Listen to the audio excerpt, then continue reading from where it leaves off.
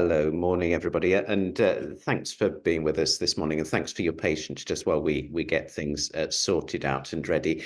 Again, just to remind anybody who joined since we mentioned this previously, there are some resources that you will need during the session today. So there are WeTransfer links in the chat, which you should be able to find and download them from there.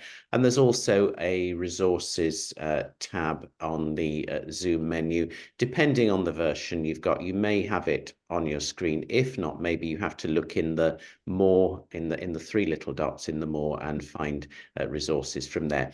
I'm going to concentrate this morning on presenting the information just to make sure that we get through everything. So forgive me if you put a question in the chat as we're going along and I miss it. I will allow some time at the end for those questions. Now, hopefully we cover everything anyway. So it's not that I've ignored your question. We will just try to go through the presentation and do that. And then when we have some time at the end, we'll just make sure that we answer and pick up on your questions. So we're here today to have a look at international GCSE languages, and this is for the Pearson Edexcel International GCSE languages, and the focus of our session today is on conducting the speaking test. This is the first run of some new training that we're doing and rolling out for teachers, so it's great that you've joined us today. And we're really hoping that what we say today will make your lives easier and also kind of give some better outcomes sometimes for students, because, of course, as always with speaking exams, we do rely very much on our teachers to conduct them and to manage the session effectively. So we're just going to have a look really at what we're going to do today so we can tell you what it is you're going to expect. We're going to talk to you briefly about how to make the necessary arrangements for the speaking test, and I appreciate there will be some people who've done this lots of times before and other people who are new to this. So we'll talk to you about the arrangements that you need to make, practical things about rooms and so recording and so on. I'm then going to take you through how you run the test on the day, so thinking about what you need to do and also managing the experience of the candidates. And then we'll have a look at in detail at sort of conducting each part of the test.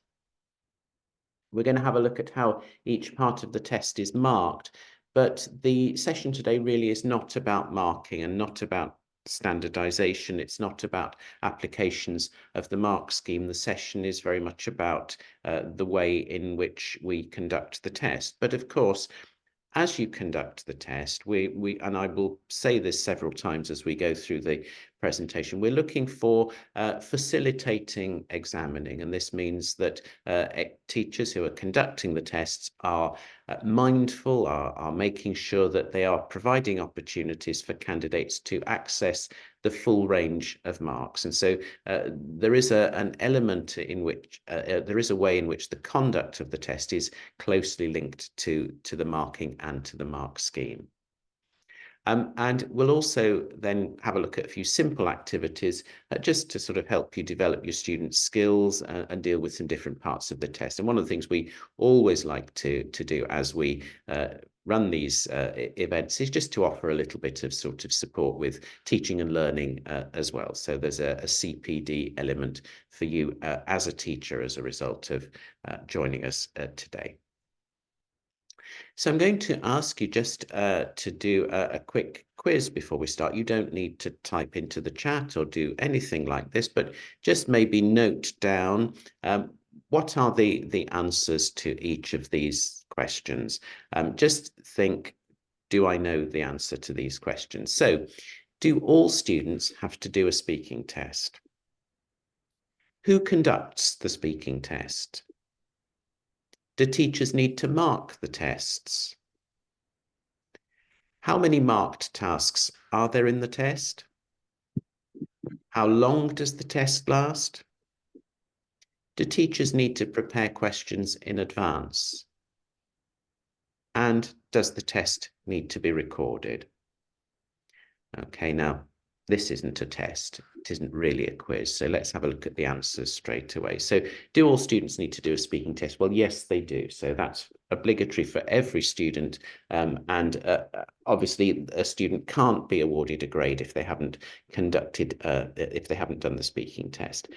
The teachers conduct the tests, but the teachers don't need to mark the tests. So if you're new to these qualifications and coming from a different examination system where you had to do marking, you'll be pleased to know you don't need to do anything more than conduct the test. How many marked tasks are there in the test? Well, there are 3 marked tasks. So as we will see as we go through the presentation today, there's a picture task, and then 2 conversations. So in total, 3 parts of the test, and each of those parts of the test will cover a different area of language and a different part of the specification. The test lasts 10 minutes in total, and do teachers need to prepare some questions in advance? Yes, you will. And in particular, you'll need to think about preparing questions for the candidate's chosen photograph, because each candidate has that opportunity to choose their own picture to talk about. And so you will need to think about the questions that you ask for that picture. We'll talk about that later on in the presentation, but of course, with those pictures as well, we are looking to make sure that all candidates, regardless of the picture, have a similar experience. And so as you're thinking about those questions, you maybe think about the level and complexity of those questions so that all of your candidates have effectively the same level of questions and the same opportunity to answer those questions. But we'll talk about that when we look at the picture task later on. And does the test need to be recorded? Well, yes, the test does need to be recorded, and that will then, those recordings are uploaded either by you or hopefully by your exams officer to Pearson Learner Work Transfer, and then they're marked by examiners during the normal marking period. Some of you may even be examiners for some of these tests, for some of these papers, and if you is something you want to do, then again, have a look at the Pearson website, and people can apply to be examiners with us as well. So let's just have a look at what we need to get ready in advance. So we're just thinking about some of the practicalities really at this point. Okay, so first of all, you need to think about the location, about the rooms. So you need to book a quiet, secure room to conduct the test in. So we only need 1 room because the candidates don't have to have a separate preparation room or anything like that. They just arrive at the exam room and do the test. But that does need to be a quiet and a secure room so that it's away from any kind of source of noise. So it's a good idea to make sure that you speak to site staff, and that you make sure that there's no machinery working outside or that sort of thing. It's amazing how many lawnmowers we hear as examiners in the background on tests. And sometimes it can be very loud, or bells ringing in the room. And I think that can be a distraction to candidates, so we want to avoid that. But it is also sometimes a slight risk to the test, because if the examiner can't hear what the candidate is saying because of that noise that's outside the room, then the test is at risk. So think about all of those things as you're planning the room to conduct the tests in.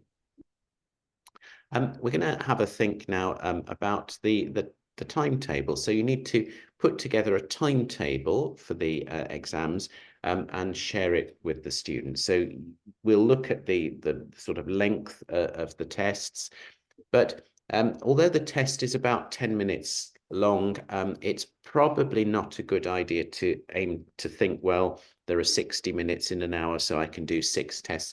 5 is probably plenty because you have to allow for occasionally candidates being a little bit late, occasionally for something that needs to be done during that time. So do make sure that you allow proper breaks for yourself. And also just things like remembering that corridors can be busy and noisy between lessons. So it may well be that you time your breaks and that sort of thing. Try not to sort of fall into those traps.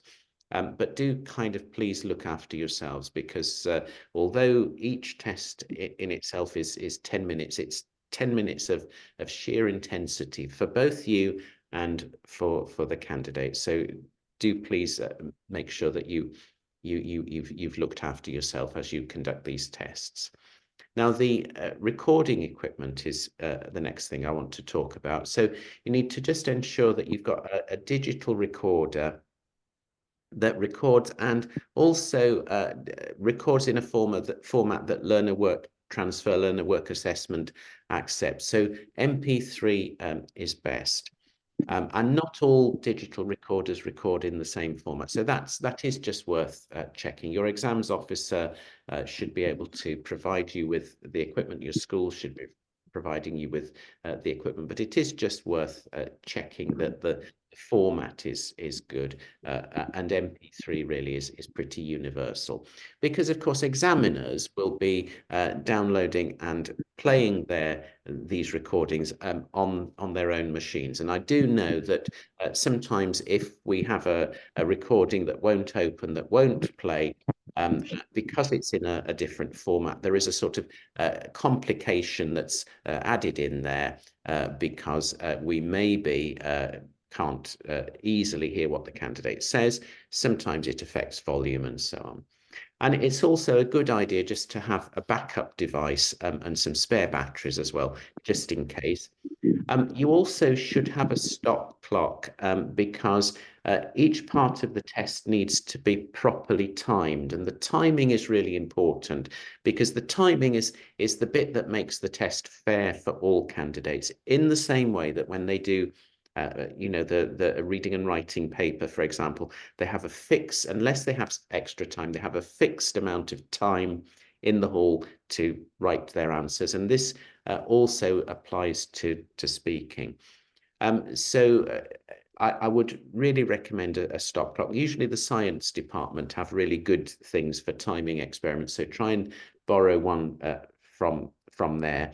And don't rely on your own ability to do arithmetic with time during the test. It's very easy to think that you could do that with a watch or with a phone or so on. But try to avoid doing that and get a proper stop clock to time the parts of the test. Materials from Pearson, well, you'll need to collect the randomization grid from your exams officer, and you can use that to plan the route through the test for each student. So there's a randomization grid, which again we shall look at during the course of the training today, that tells you which topics for the conversation topics, that's part task B and task C, that each candidate will need to do. And that's something that you need to stick to very carefully. You can get that from your exams officer, and that grid should be available 3 days before the exam window.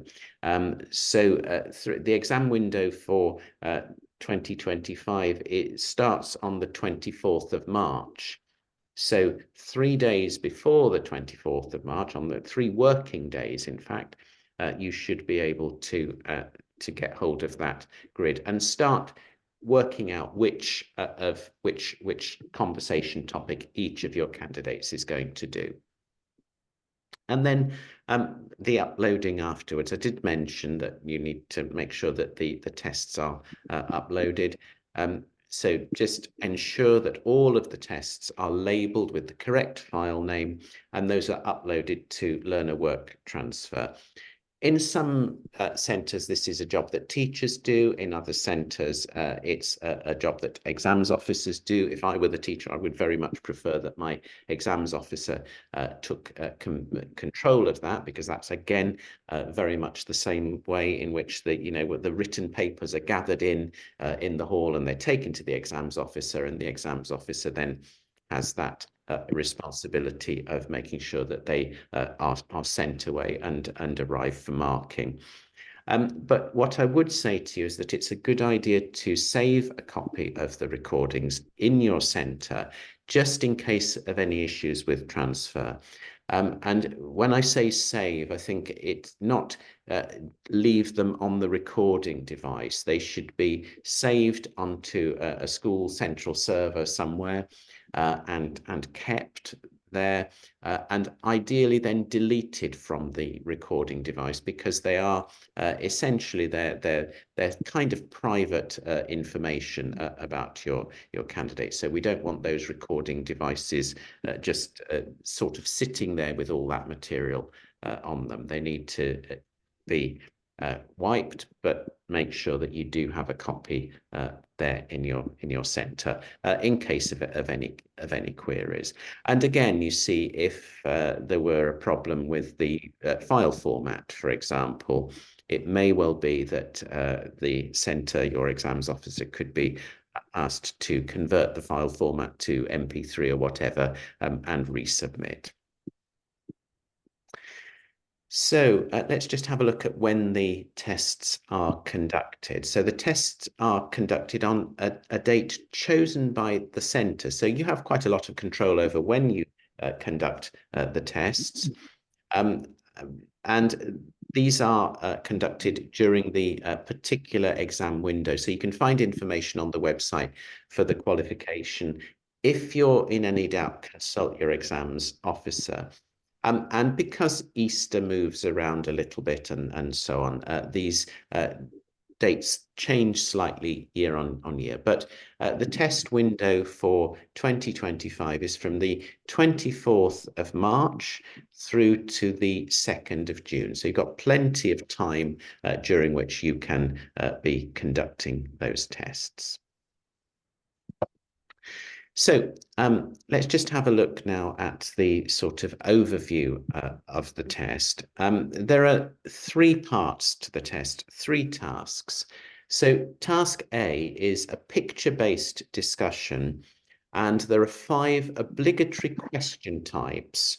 5 obligatory question types that go with that picture discussion. And we'll look at those question types in a moment or two when we get to that part of the test. So I'll explain to you about the question types. But here, just take in that we've got the picture-based task, and the timing of the task is 2 to 3 minutes. Now, again, examiners are strict about the timing. So those 5 obligatory questions need to be asked and wrapped up within 3 minutes in order to make sure that your candidates have the same opportunity to deal with that part of the test as they do in every other centre.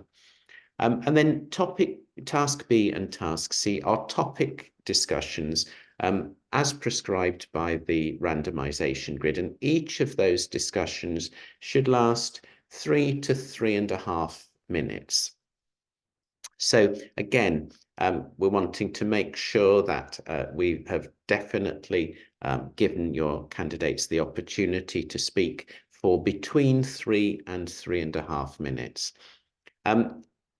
For topic discussion B, for example, when a candidate if we get to the 3 minutes, it's probably not a good idea to ask any more questions. Okay, so if your final question comes at just about 3 minutes and 2 seconds, allow them to answer that question and don't ask any more.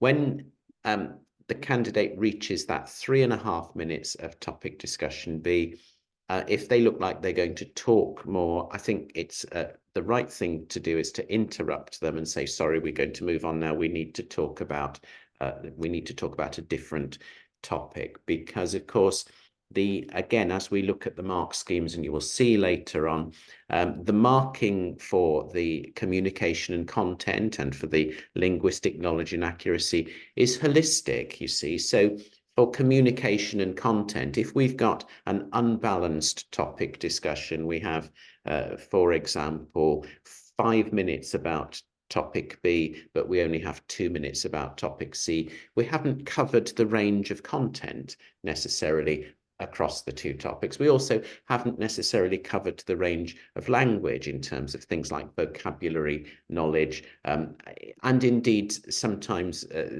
with structures of the language in the same way that we have if we have half and half. And so allowing those timings to drift, too much time spent on topic discussion B and not enough on C, for example, isn't doing your candidates any favors. Okay, so let's have a look then. We're going to have a think now.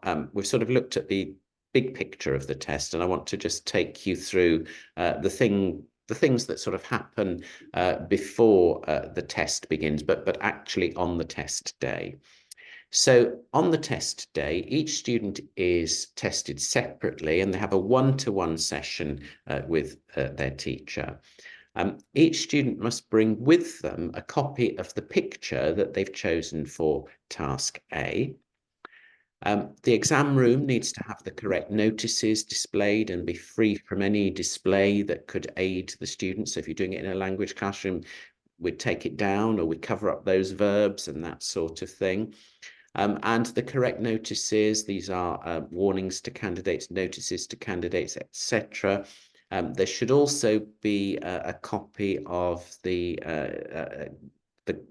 handbook for examiners in the room. So again, check with your examinations officer, because centres are inspected for compliance. So if you're inspected, at that point in the test, they won't sit in on the test with you, but they might want to check the suitability of the room. You just need to make sure that that's all correct.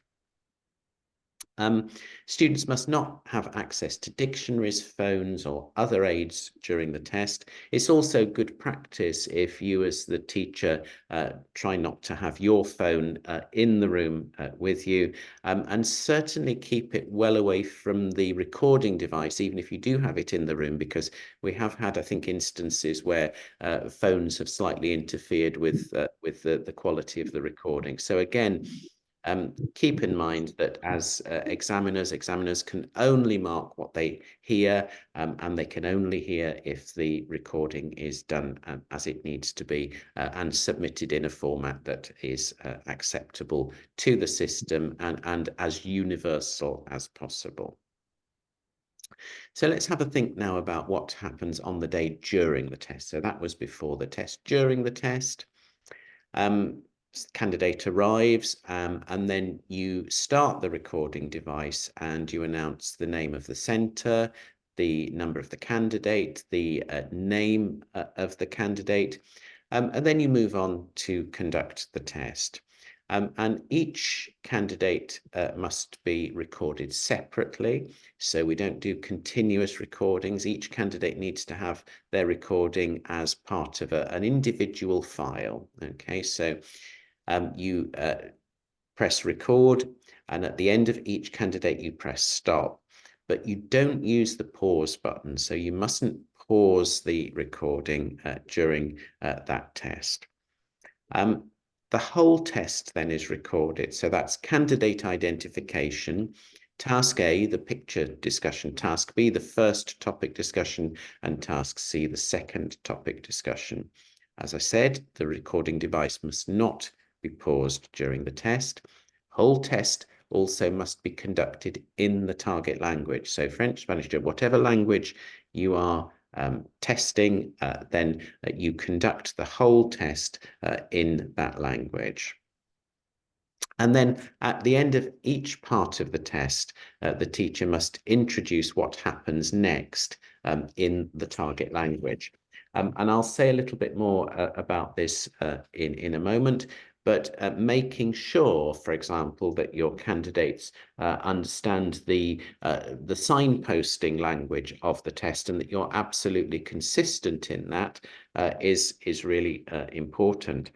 So, at the beginning of the test, in the target language, you're going to say, now we're going to begin with the picture-based discussion, and just make sure that whatever words, however you've translated picture-based discussion, is something that the candidates are really familiar with. And at the end of the picture-based discussion, you say, thank you. Now we're going to move on to task B. And this is a discussion about, and we're going to tell the candidate what we're going to talk about. So if we're going to talk about personal life and relationships, for example, which is a topic from the specification, those topics on the specification are given in English, but you need to make sure that your candidate knows the words in the language that you are examining for, of those the words for those topics in the topic list, so that you can tell them, so that you can prepare them, and that's all absolutely fine. And then you move on to the discussion. Okay, and then at the end of the test, you will need to announce the end of the test. So you say something like, that is the end of the test. Okay, so end of test, and then you stop the recording device. Okay, so we move on a little now, and I'm just going to talk to you a little bit more about the timings. So just sort of thinking about all of this then, and we talked a bit about it at the beginning. I'll say a little bit more. So the overall likely time needed per test is about 15 minutes. You might manage to do 5 in an hour. I think that's, I said at the beginning, it is possible, but it's not advisable really.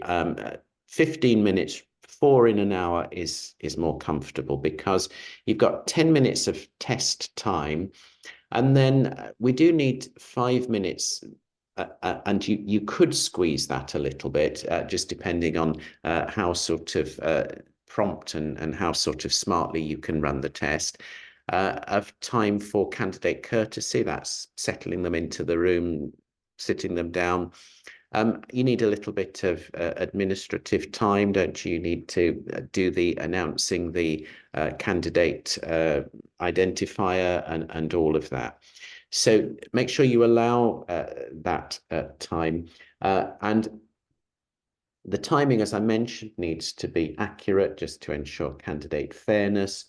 And also keep in mind, some candidates may have extra time, and I'll say something about that in a moment.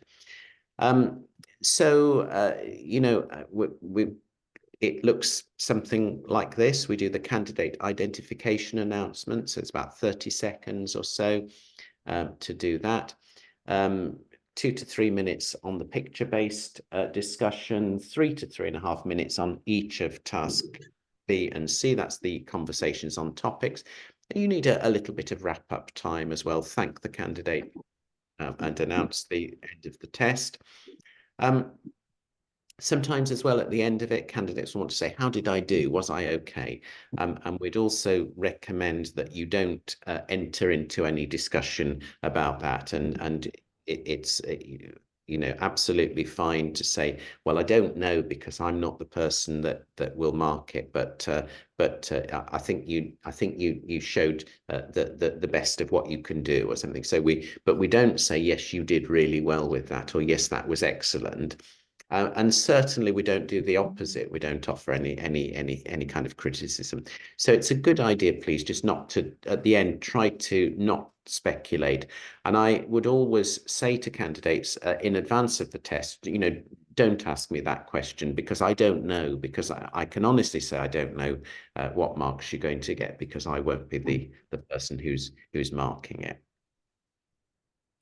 Now, I'm going to just on top of all of that, sort of issue this kind of warning, which is that examiners will start their timed marking with the candidate's first utterance in, sorry, it says role play, but picture-based task. And candidates could be seriously disadvantaged and lose marks if you don't adhere to the timings of the test. But the test will end at 10 minutes. So from the first thing that you say in your introductory question, from the first thing that the candidate says, sorry, in answer to your first question about the picture, from that point, from the first word that they say, the timing will start and it will end at 10 minutes.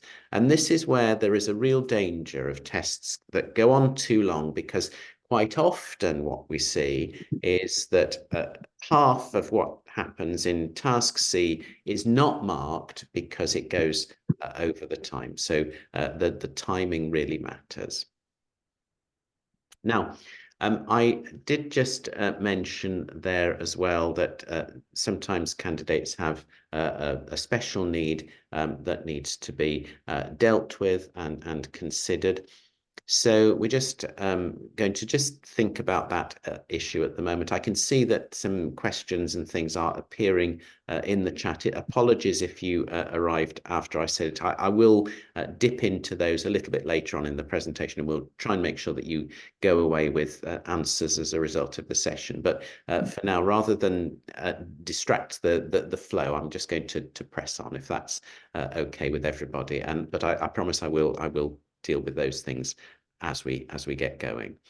So what if one of my students has a special need? Well, let's say this very clearly. So at Pearson, we do really aim to minimize barriers faced by students with special needs or disabilities. That's not the same as giving extra marks or anything to compensate, but what we're doing is we're aiming to remove barriers. So if you think that there is something that is a special need for that particular candidate, and that is well documented, do please speak to your exams officer and ask them to contact Pearson for guidance. And try to do that as soon as possible in the course, so that any special arrangements are clear, and you know, the students can sort of practice using that arrangement. So these are sort of general examples, not specific particularly to this speaking test, but to all sort of speaking tests. So a student with dyslexia might be able to have some extra time if it were a test where there's some reading involved. A student with a verbal processing difficulty might have some extra time to speak.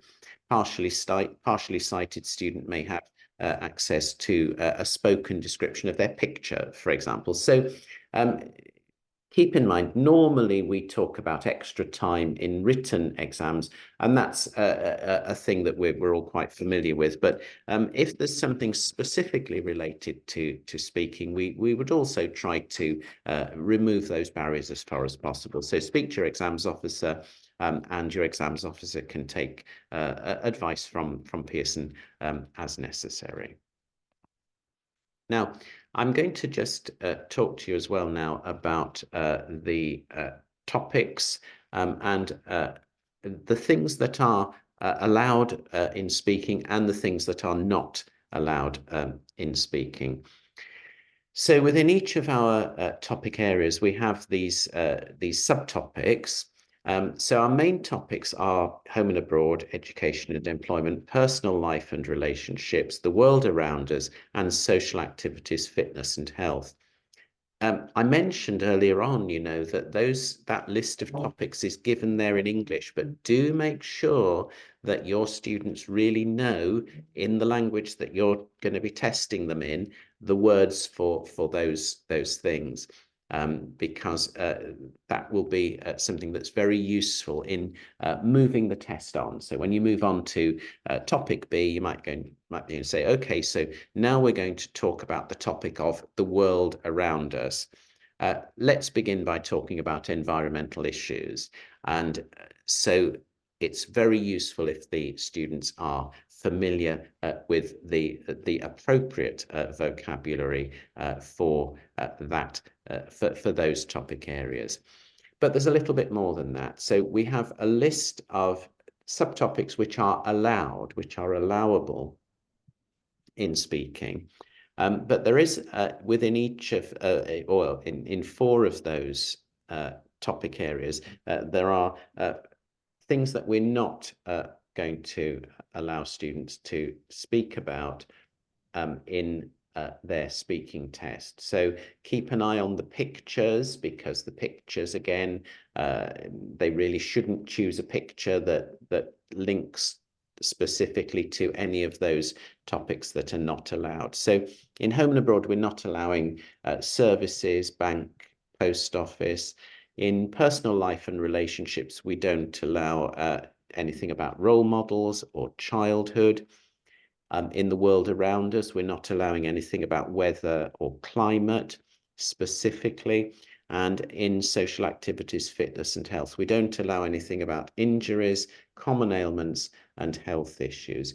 Now, there's a reason really why we don't allow those things. It's because they are potentially sensitive to students and to candidates. So, for example, depending where you are in the world, if there is a sort of a kind of problem with services, we wouldn't ask candidates to make potentially political comment, for example.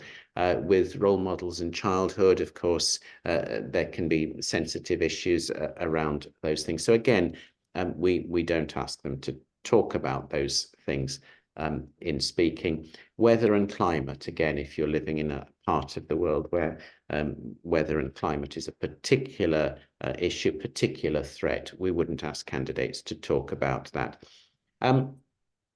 We can still talk about environmental issues because that's much more global, but we wouldn't push candidates to talk about those things. And again, you can see also why accidents, illnesses, common ailments, we don't really want to talk about those sorts of things. So we keep it all very nice at GCSE. We're mindful that our candidates are at international GCSE, they're 15, 16-year-olds.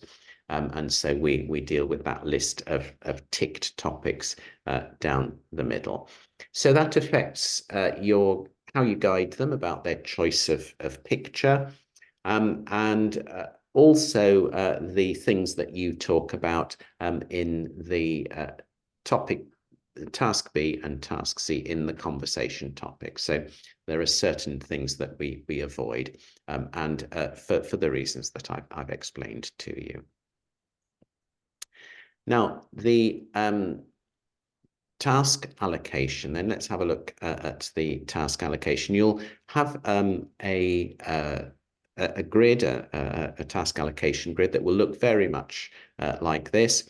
So for each of your candidates, so candidate 1, and we take the candidates in the order that you've allocated them in the timetable that you've devised.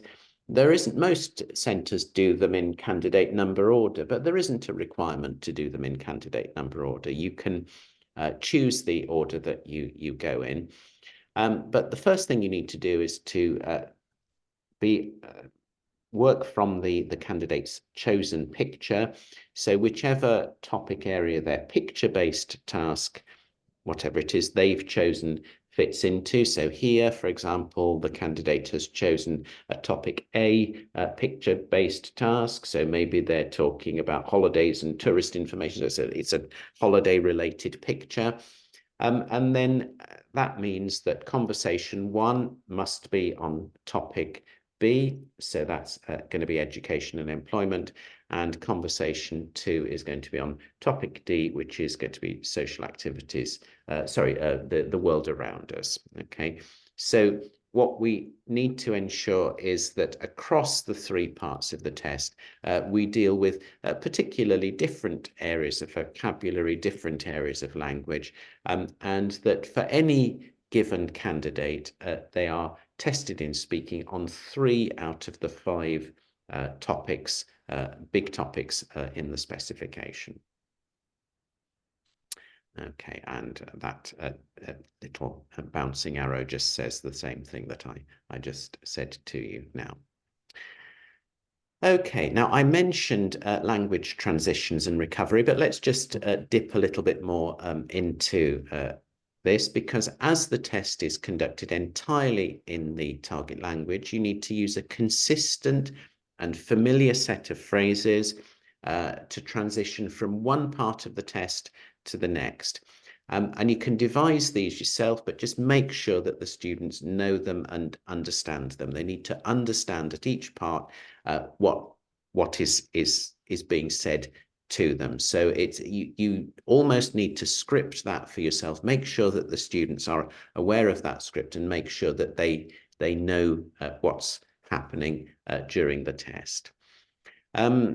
So, you know, this is going to be good morning, afternoon. We begin with the picture-based task. Now for task B, we're going to talk about, and you can tell them what you're going to talk about. Now for task C, we're going to talk about thank you. That is the end of the test. So it can be as simple as that in terms of the transitions. But as I mentioned, just make sure that they know in the target language the words for all of those topics and subtopics in the test, because that's important. If you make a mistake or you need to self-correct, again, be careful to do that in a way that the students can understand. Because sometimes, you know, as a teacher, it's, oh, no, sorry, no, it isn't topic D, it's topic C. So sorry, I need to talk about Pearson. And it's very easy to, because you will have the fluency that they don't necessarily understand. So again, sometimes worth just preparing them with, I'm sorry, let me start again, so that they can understand very clearly what it is you're saying. And you just need to make sure as well that your students know the exact words in the target language for the topic. So we've mentioned that now several times, but I hope that that sort of message is hitting home. And then also just make sure that your students have recovery skills to ask you maybe to do things like repeat a question. You're allowed to repeat the questions up to twice. So if they don't understand the first time, they can ask you to repeat. And then if they don't understand the second time, they can ask you to repeat again. After that, they can't ask any more. But they can also sometimes need to have that skill to clarify the question. You know, if you ask them a question about their picture or in their topic, and they say, "You mean at home or abroad?" Sorry, I'm hearing noise in the background. Could I get people to mute, please? If you hear a candidate do that, the candidate can say, sorry, can I just ask you, do you mean at home or at school? And that's absolutely fine. And that's a nice sort of natural interaction.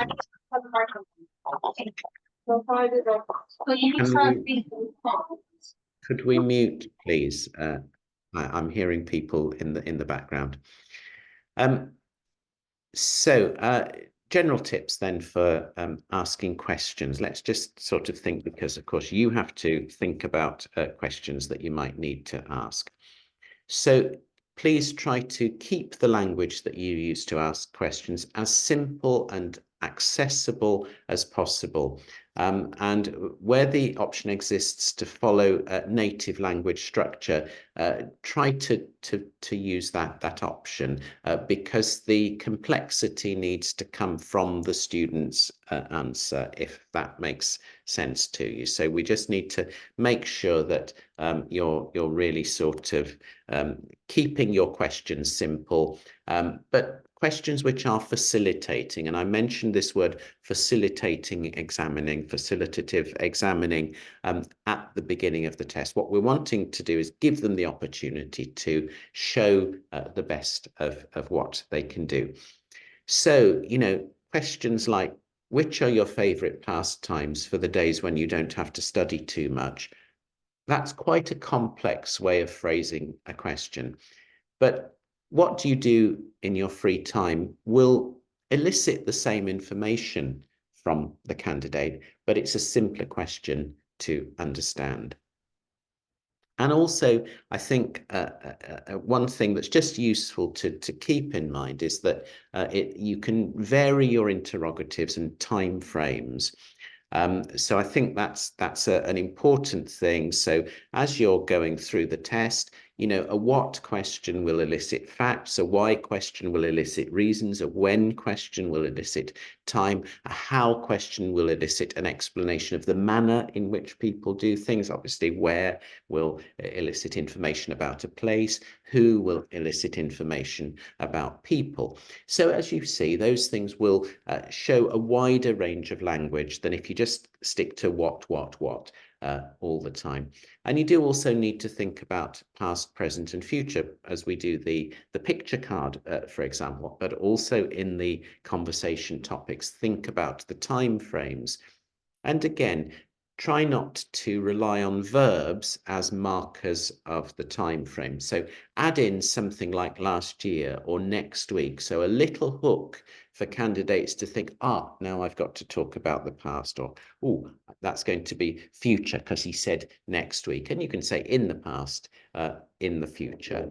So particularly when you're starting to do those things with time frames, it's very easy for a candidate sometimes to miss that if it's just there in the verb ending or in the form of the verb. Okay.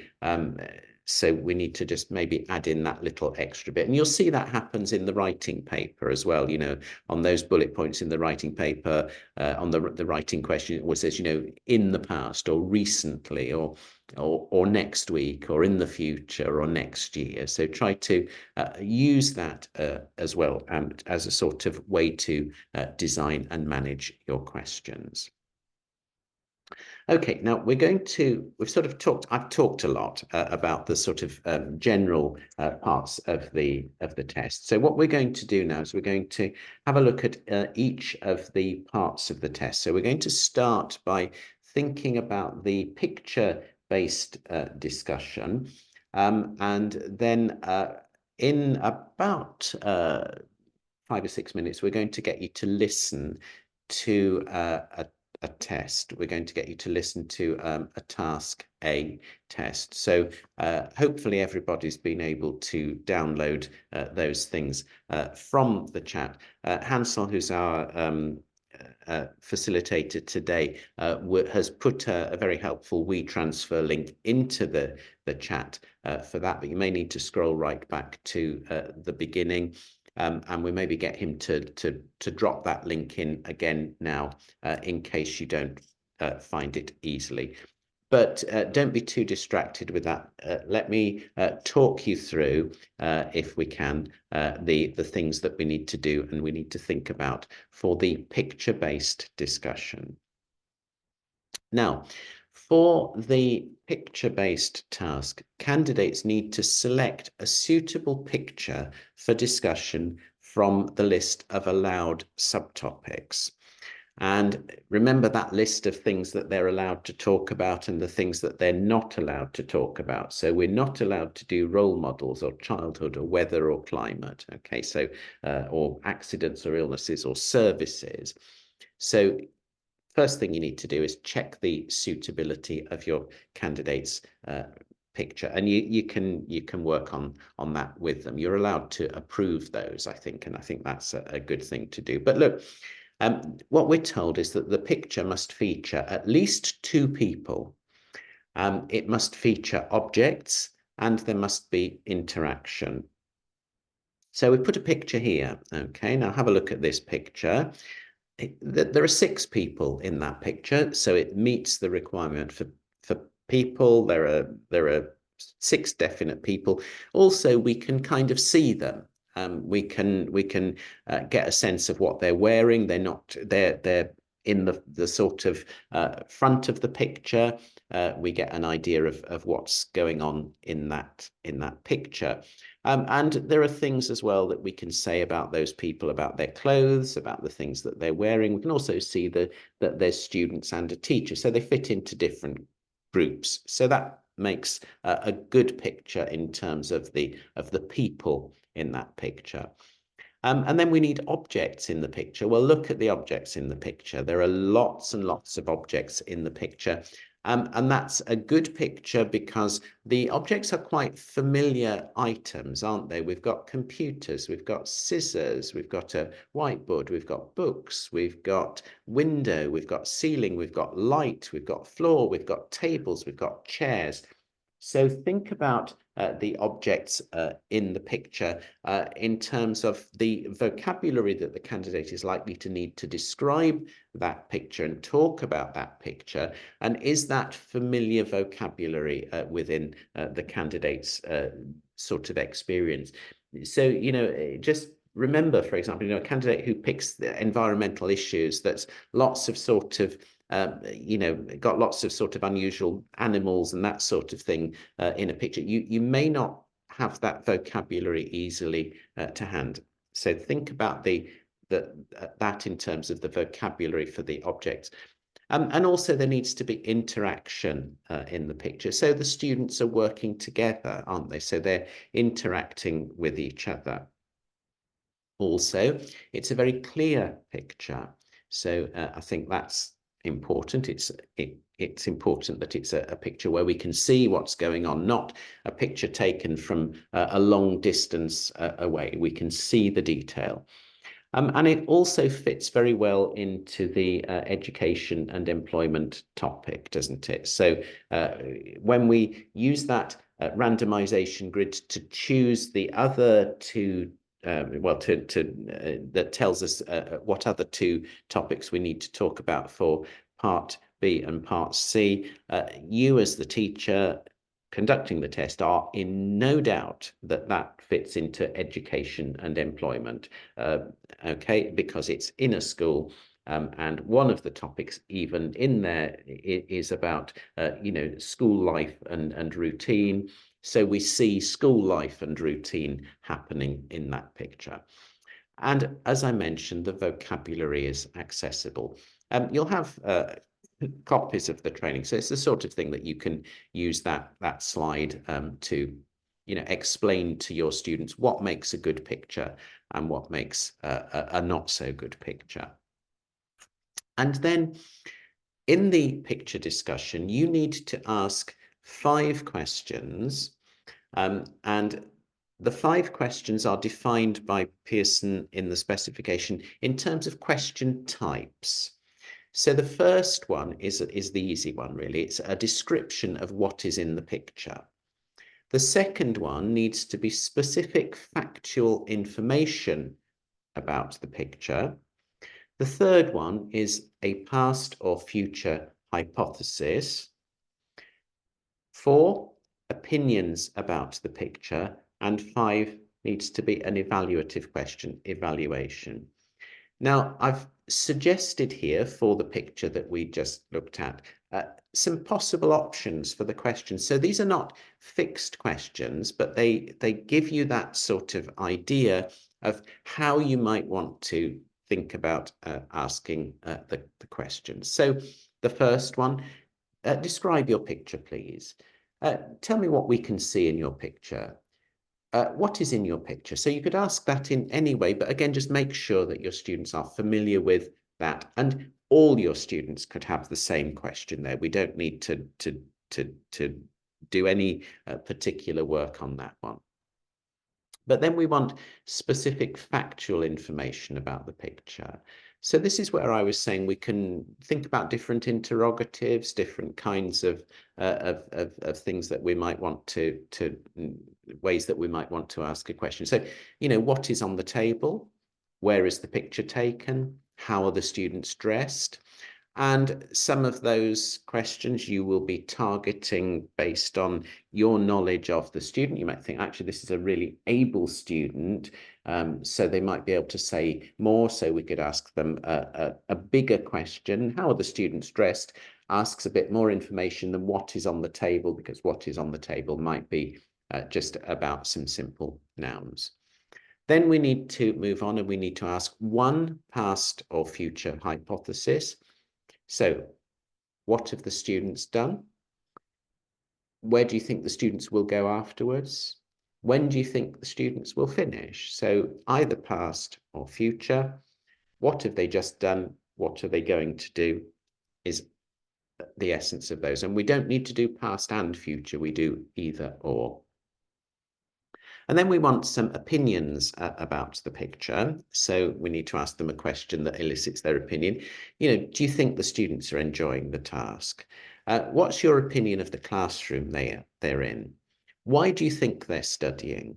Okay, and again, those things are sort of, can be differentiated. Why do you think they're studying? For an able student, I said, well, I think maybe they've got an exam, an important project that they need to finish, so something like that. Do you think they're enjoying? Yes, they're happy. They look as if they're enjoying themselves. So opinions about the picture. So in questions 1, 2, 3, and 4, we are absolutely focused on the picture. But for question 5, we need to go wider, and we need to go into a question which is evaluative within the context of the topic that the students are talking about. So, is a good education important? I think books are better than computers. Do you agree? Or should teachers encourage more group work? Okay, so we're going from the specifics of the picture into a wider evaluative question. Okay. Now, just think about the way that this test works, because that sort of flexibility in your questioning, that enables students to say different things in answer to each of those questions. One of the things you need to be doing very carefully is to be listening and not always stick absolutely to your pre-prepared questions. Most teachers will have a look at the pictures and write down a few questions that they think would fit into each of those question types. But what we don't want to do is to ask students a question that they've already answered earlier on, okay? So you look at that questions 3 and 4, for example, what have the students done, and do you think the students are enjoying the task? If they've said what they've done and that they're really already enjoying themselves because they already look happy, then it wouldn't be appropriate to ask that question 4, do you think the students are enjoying the task? You might want to go with something more like, what's your opinion of the classroom that they're in? And so on, so that we have that flexibility and we avoid asking them to say the same thing twice, if you see what I mean. Now, you can, of course, also use some prompts, and that's, again, useful if students are sort of familiar with the kinds of questions that you might ask. If we just look at facilitating performance, and I talked about this idea that what you're really doing is you're kind of chasing the mark schemes always. So just for communication and content, then responds to the questions with consistently fluent and developed responses. So if they don't say much, you can prompt them to say anything else, what else, we can push them to say a little bit more, and there's information about that provided in the specification. That we've got consistently effective adaptation of language to describe, narrate, and inform. And this is what I was saying about listening carefully to what they say, so that each question encourages them to say something different and not repeat what they've already said. And we're getting them to describe. They talk about the picture. They're going to narrate. So what have they just done? What are they going to do? Maybe we're going to give information. And we're also looking for them to express opinions with ease and give fully developed justification. So I think this is because, okay? And in particular, when they do their evaluative question, sometimes the main body of the questions, the main things they're going to talk about will concern themselves. So they might talk in the first person, but perhaps when they do their evaluative question, we would encourage them to use third person and to give that developed justification. And And we're also looking for pronunciation and intonation that are consistently accurate and intelligible. And then for linguistic knowledge and accuracy, 4 marks for that. We're looking for accurate structures. We're looking for past, present, and or future. So either or here for this task, and responses that are coherent. And then if they do make a few mistakes, what they say is clear, and clarity is not hindered. Now, what we're going to do now is we're going to take a little pause and I'm going to give you 5 minutes, and we're going to get you to listen to a task A. And so in your delegate download pack, you should find task A for the language that you're teaching. We're only focused on the conduct of the tests, not on the mark, but just for your interest, the marks are included, I think, in the file names of the tests.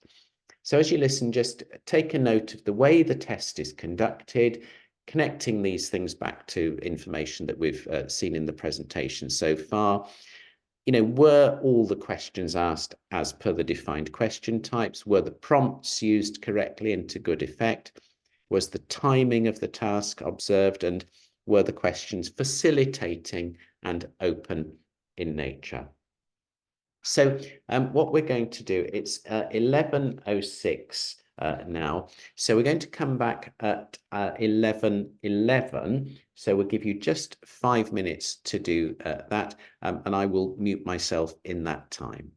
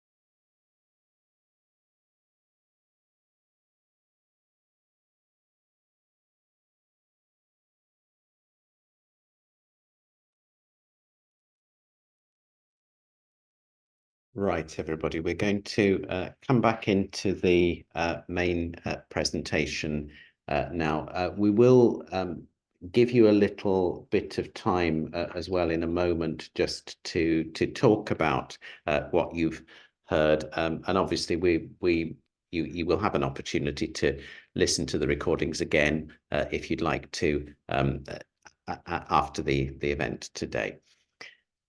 So I'm going to just really now do a little bit about kind of some teaching ideas, really, some sort of adding value, things that you might want to do for the picture-based task. And then we're going to give you a little bit of time in discussion groups, in breakout rooms, to discuss anything that you want to deal with about the picture. So let's have a think about some sort of things that you might do. So a lesson picture starter, for example. So put up a picture and ask the students to devise the 5 questions that would go with it. It's useful if the students are familiar with the question types. You could do a narration task, choose past or future and give students a scenario to invent a little story about what happened before or what may happen next. And this can be prepared in writing to support written work or as a spontaneous game. So, for example, a family walk into a restaurant, what will happen next? You can use contentious statements. So these can be used to practice evaluative questions. So give students a contentious statement and then ask them to work in pairs to discuss it. For example, homework is a waste of time. Do you agree? Okay. We can use ideas connections, things like giving students an idea and asking them to think of a personal positive, a personal negative, and a justified view held by someone else. So that enables them to develop their answers and use more than one person of the verb. So just to explain what I mean, so you take a topic like environment. I think recycling is important, but I'm not so good at remembering to switch the lights off at home. So the good, the positive, and the negative, personal positive, personal negative, and then the view held by someone else. My mum now thinks we should get an electric car because they're cheaper to run. So it's my positive, my negative, and somebody else. And again, that enables students to get that practice at developing their answers appropriately within the time as well. So what we're going to do now is we're going to give you just a little bit of time to talk to each other. So we're going to give you about 10 minutes. It's just after 11:15. So we'll come back at 11:25. Hansel, our host, is going to drop you into breakout rooms. You may not be in a room with people from the same language you teach. That's okay. That doesn't matter. But we'd like you just to say from the ideas we put there, things that you liked. Any strategies that you're using that you can share, and in particular with regard to that task A, anything you noticed about the recording that you listened to, and then things that you sort of think you've generally learnt today that could be helpful. So we just give you that opportunity to interact with each other. And Hansel, if you're good to open the breakout rooms, that's great. And we'll see you back at 11:25. So about seven or 8 minutes. All right. So I'll be Apologies if anybody ended up in a room where people weren't able to speak or couldn't share their microphone. Next time we do it, we'll put you in a different group. But if that does happen to you next time, do just let the host Hansel know, message him, and he'll move you into somewhere. So apologies if I think there might have been one room where somebody had nobody to talk to. Hopefully you had some useful discussions. Time presses, so we are going to just move on now, and I want to talk to you about tasks B and C, and we're going to do the same thing again in the next 20 minutes or so. So task B and task C then are the topic conversations.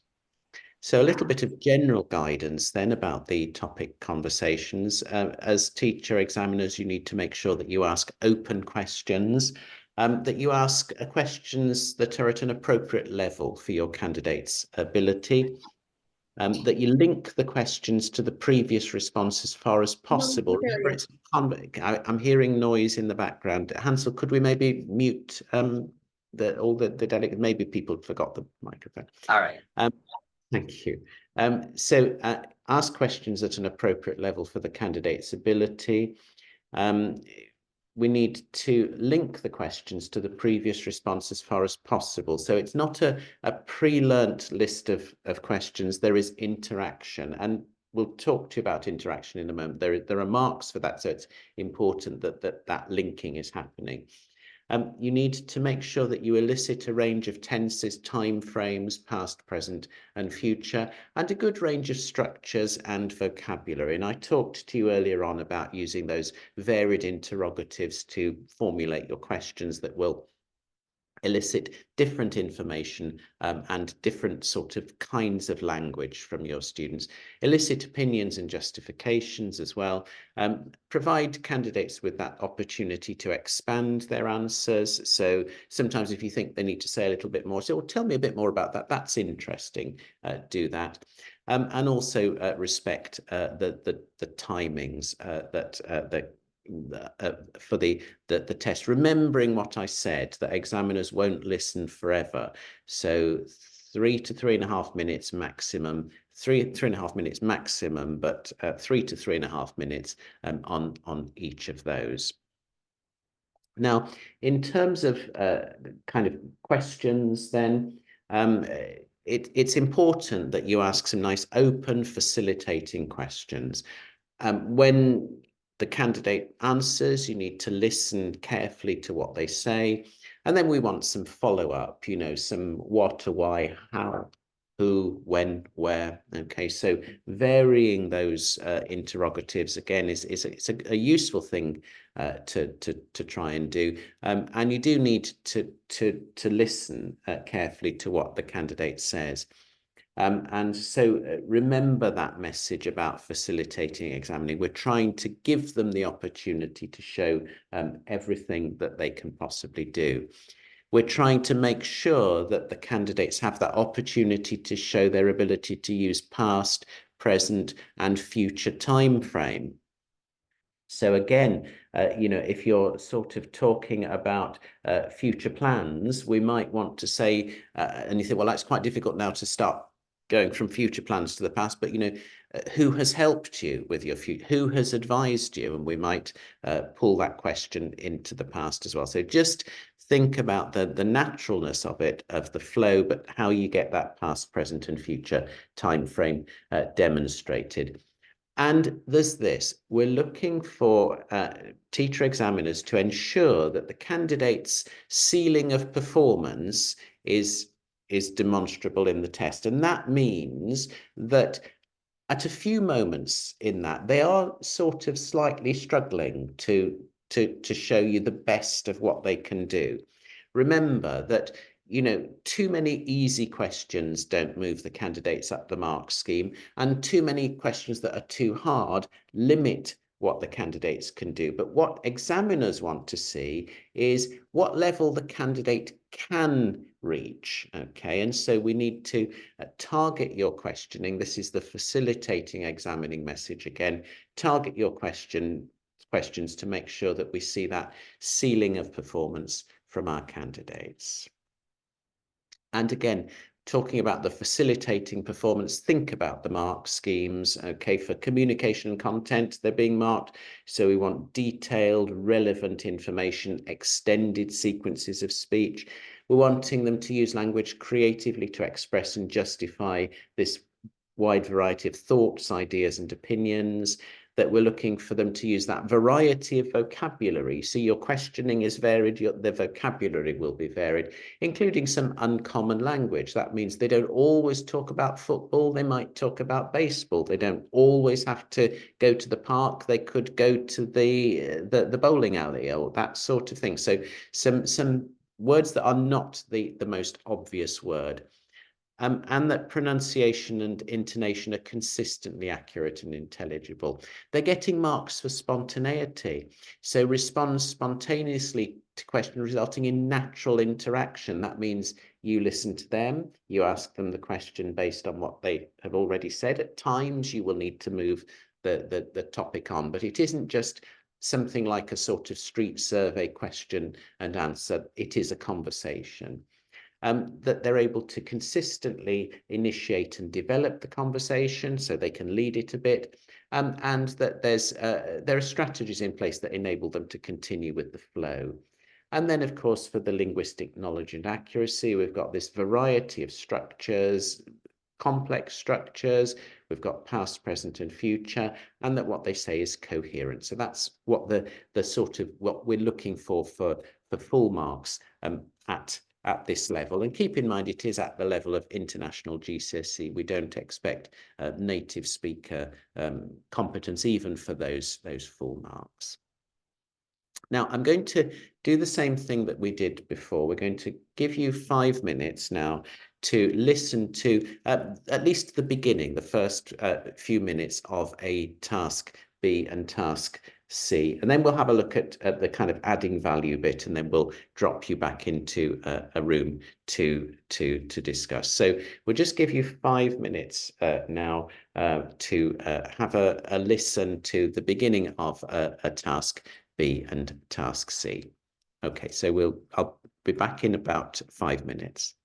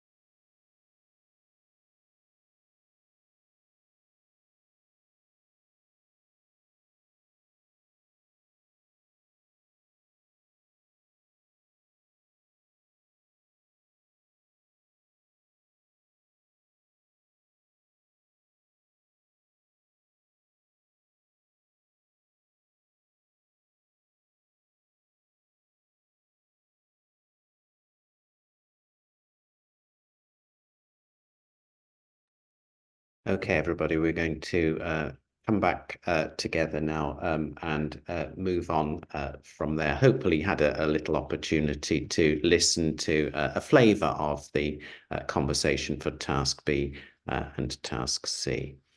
So I'm going to just do a few little bits about sort of teaching ideas, and then we'll give you again a little opportunity to discuss the things that you noticed and found.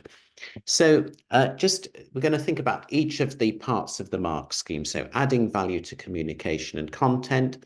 So for example, we might want to make a simple sentence into a connected sentence and then turn that into a complex sentence. So taking students through that process. I like sport, simple sentence, connected sentence. I like sport, but I don't enjoy shopping. So we've connected two things together with an and or a but, and then lift that up to a level of complexity. Although I don't much enjoy shopping, I went to the shops with my mum at the weekend because I needed some new trainers to play my favorite sport, which is basketball. And so we've extended that sentence and made it complex. And so giving students some practice in extending sentences is useful for that communication and content mark grid. And you can also do it with grids like the one below. So, first level, I like chocolate, but, and we just ask them to do that bit. Second level, you could give them the connected sentence. I never go to the cinema, but I do like films, and we ask them to turn that into a complex sentence. And if you've got able students, we could give them the three ideas and the sort of complexity element. So something about maths connected to something about art, and then using a word like despite within the sentence. So take them through that route really to complexity so that we extend the answers and we target that communication and content mark grid. If you're wanting to add value to interaction and spontaneity, some sort of spontaneous response, you could divide your class into teams, write a set of questions that you draw at random, and then each team nominates a player and you just draw that question. You have to speak for 15 seconds about whatever topic is on the card and win the point. So we could develop that spontaneity, that bit about leading the conversation.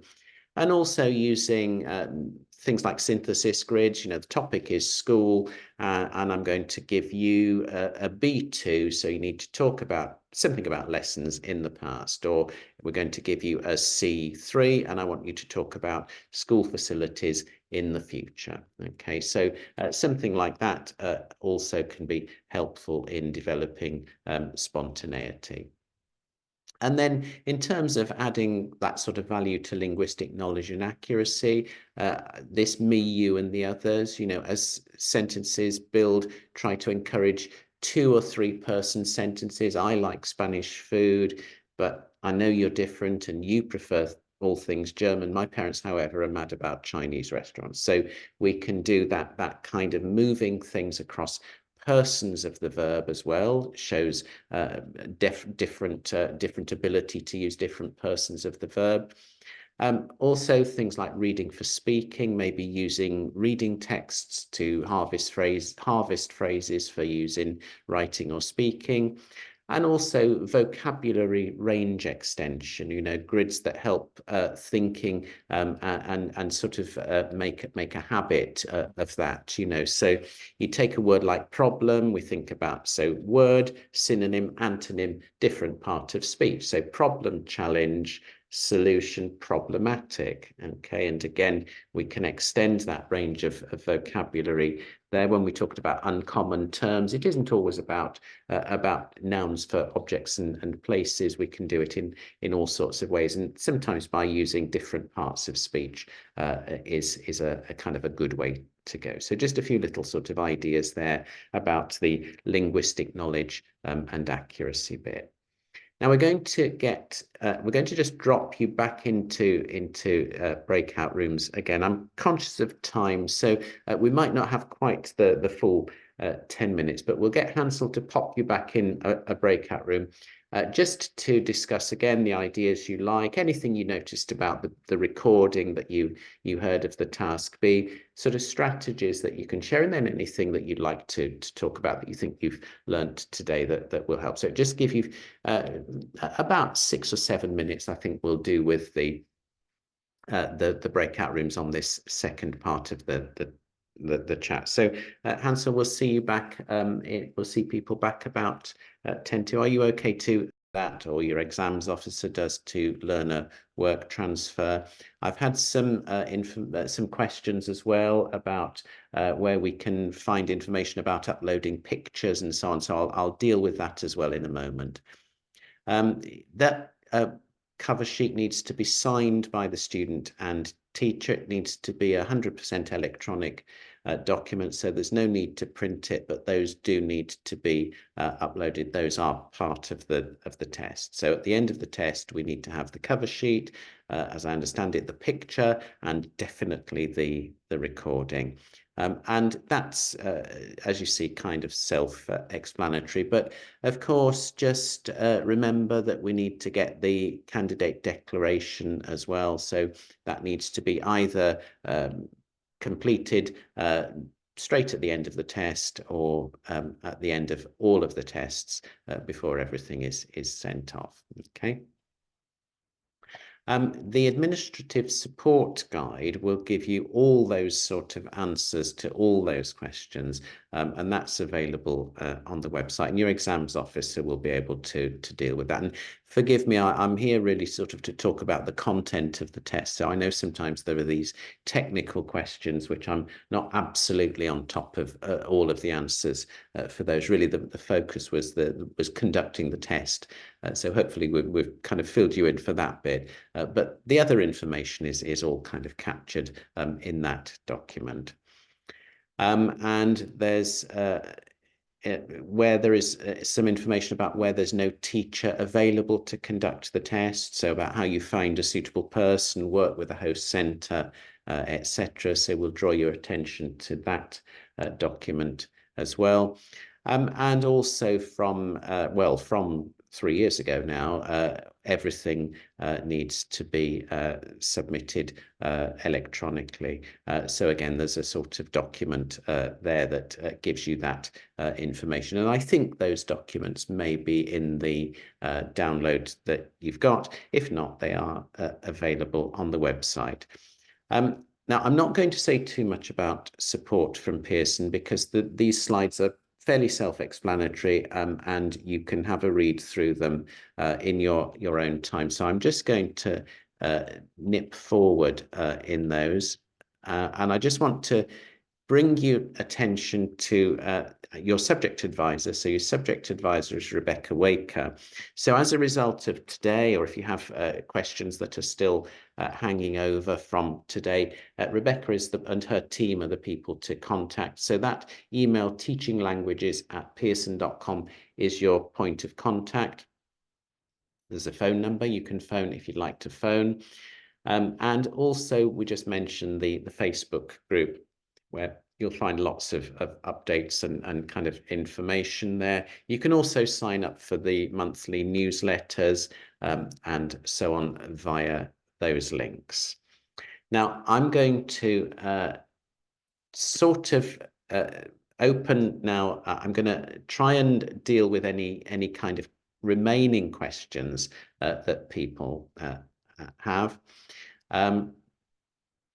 How does the candidate? So let's have a look. So a couple of questions. About how the candidate signs electronically? I think they just need to have typed their name into the form, as I understand it, Bruce. And that information will be there in the admin support guide. It's a great question, and I'll find out for next time. But I don't just know the answer to that. But I do know the information will be in the guide. And yes, I think they type in. Yes, so we're seeing some information about that. Oh, sorry, Tim. I hope I can do this. Could I quickly ask a question verbally?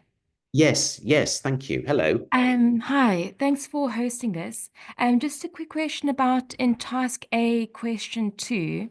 Yeah. We were chatting in our breakaway group, and it's certainly something that I've encountered where really prepared and diligent students pretty much describe everything that is conceivable to describe in the picture in question one. Yeah. I wanted to ask in question two, in such a situation, can one deviate a little bit from what is, literally visible? So an example that we were practicing was a picture of people protesting. And Mm. we were wondering for question two, if the student describes everything that is visible, could we ask something like, why are the protesters angry? So I mean, it's not a visible detail, but it's obviously related to the picture. Would that be acceptable for question two? Um, I think it probably is, but I think really we need to the key thing is that those questions 1 to 4 really need to be closely related to the picture. So I think why are they angry would be acceptable, but really that question 2 should be a detail that they can pick out of the picture. And I think that's what examiners are particularly looking for. So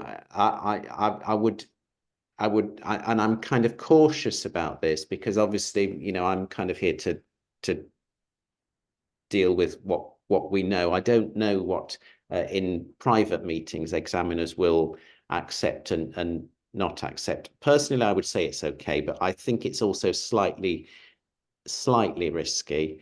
And if it were me, I would try and do what's this person wearing, or what's the thing, or what's the, you can, I know we said we shouldn't talk about weather, but if it's in the picture, you could talk about what the weather is like. And I think that's also guidance that you might want to give to your candidates, that just remember that I need to ask you about a detail of the picture. So don't have absolutely everything in your initial description, if you see what I mean.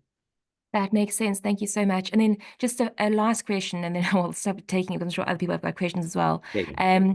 Just to check that candidates can submit personal photos as their picture.